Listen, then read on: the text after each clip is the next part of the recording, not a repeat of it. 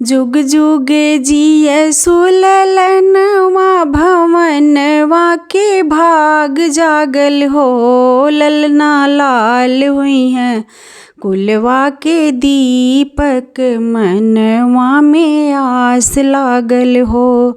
ललना लाल हुई हैं कुलवा के दीपक मनवा में आस लागल हो।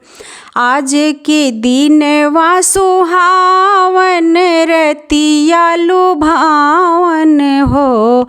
ललना दीदिया के होरिला जन्म ले होरिलवा बड़ा सुंदर हो। ललना दीदिया के होरिला जन्म ले होरिलवा बड़ा सुंदर हो।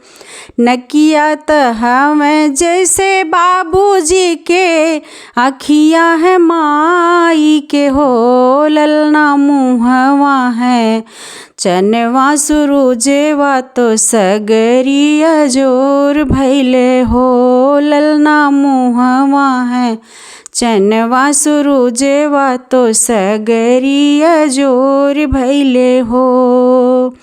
सासु सुहागिन बड़े भागिन यने धन लुटावेली हो।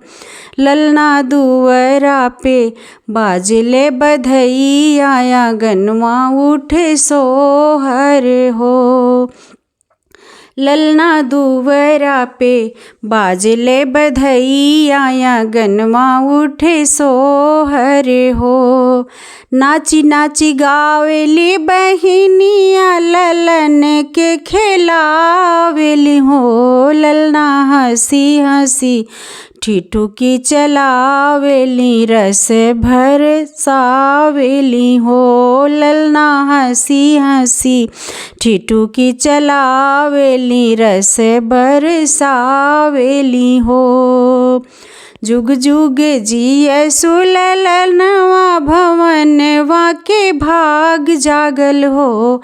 ललना लाल हुई हैं कुलवा के दीपक मनवा में आस लागल हो।